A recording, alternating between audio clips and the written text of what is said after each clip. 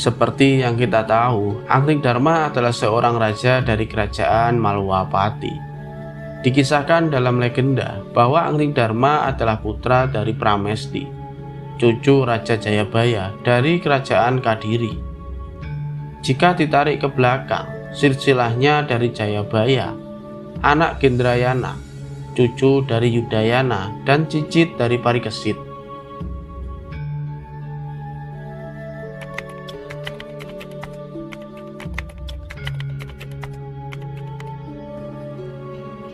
Sedangkan Parikesit sendiri adalah anak dari Abhimanyu, yaitu cucu dari Arjuna dalam kisah Mahabharata.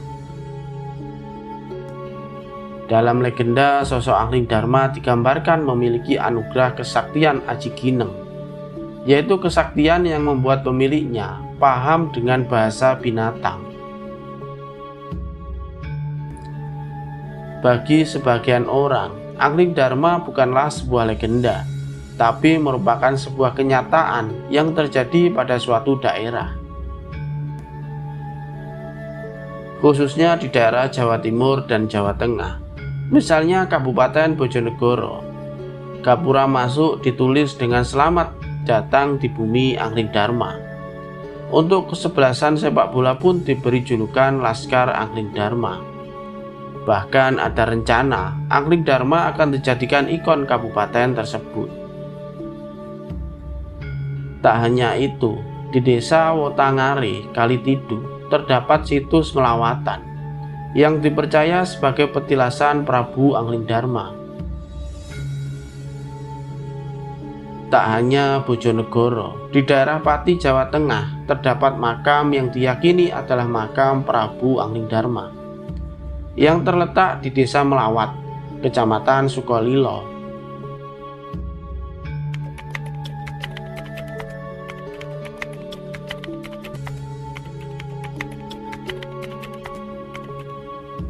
Nama Melawat sendiri mirip dengan Maluwapati, kerajaan Prabu Anggridharma. Entah itu kebetulan atau memang tempat itu dulu adalah tempat kerajaan Maluwapati.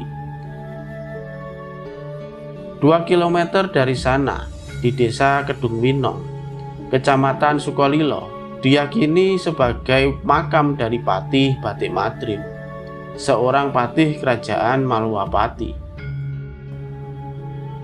Pada mulanya kisah ini terdapat pada relief Candi Jago maupun dalam serat ataupun kidung Anggridharma.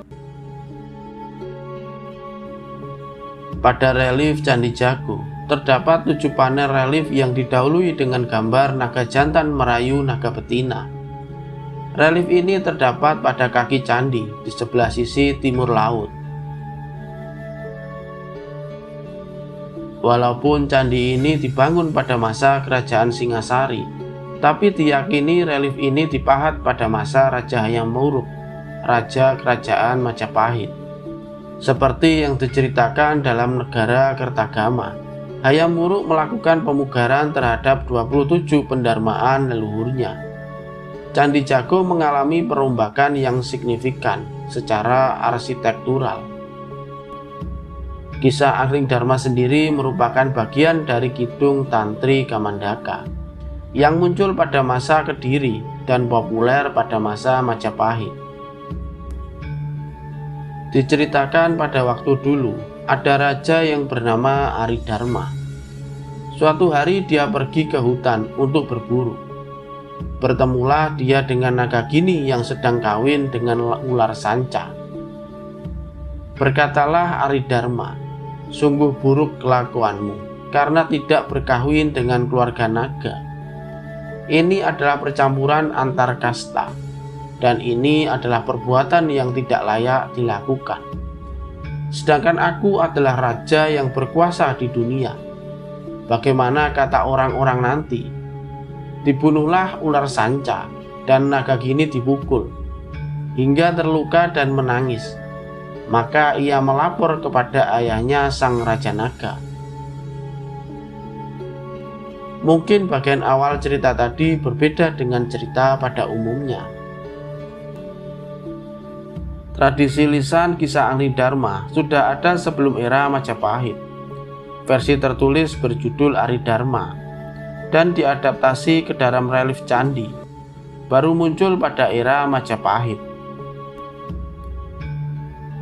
Namun tidak semua karya sastra mengabadikan peristiwa sejarah.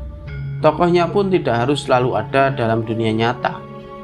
Apalagi hingga kini dikenal banyak versi naskah tentang Agnidharma. Agnidharma sekarang adalah versi bahasa Jawa modern dari Kidung Bahasa Jawa Pertengahan, berjudul Aji Dharma. Kisah yang kemudian berkembang itu tak lagi bisa disamakan dengan kisah yang terpahat dalam relief candi. Mungkin ada juga yang meyakini Agnidharma hanyalah tokoh karangan saja. Namun meski tokohnya fiktif, nama tempat, geografis, ekologis, jenis tanaman, sungai, dan laut tetap mencerminkan kondisi nyata pada masa itu. Ia juga bisa dianggap sebagai gambaran sosial dan budaya ketika sastra itu tertulis. Itulah kenapa karya sastra tetap bisa dijadikan sumber, tidak untuk menjadikan tokoh rekaan menjadi nyata. Tokohnya pun bisa karangan, namun kisahnya bisa saja memang kisah nyata. Jika karya fiksi itu dianggap sebagai kisah nyata, itu adalah hal yang wajar. Pasalnya dia memang begitu memasyarakat. Itulah mengapa kemudian hari kisah tersebut dikaitkan dengan wilayah tertentu. Kalaupun di kemudian hari dihubungkan dengan Jayabaya, ini merupakan penjelasan yang ditambahkan kemudian hari. Soalnya dalam tradisi sebelumnya, Agnidharma tak dikenal asal-usulnya. Di kisah itu tidak disebutkan anak siapa, dari raja mana, baru kemudian pada perkembangan selanjutnya dihubungkan dengan Jayabaya. Itu adalah hal yang wajar, karena Jayabaya adalah raja yang begitu terkenal di kalangan orang Jawa. Begitu juga soal keberadaan kerajaan Malwapati. Tanpa ada bukti yang jelas, kerajaan itu pun bisa jadi hanya karangan belaka. Kalaupun ada tempat yang mirip namanya, kemungkinan hanya meminjam dari kisah Agnidharma yang sudah begitu terkenal. Bisa saja kisahnya terkenal dulu, baru kemudian desa-desa itu meminjam nama-nama dalam sastra yang sudah dikenal. Menurut kamu kisah Agnidharma memang benar-benar pernah terjadi, atau hanya kisah karangan belaka?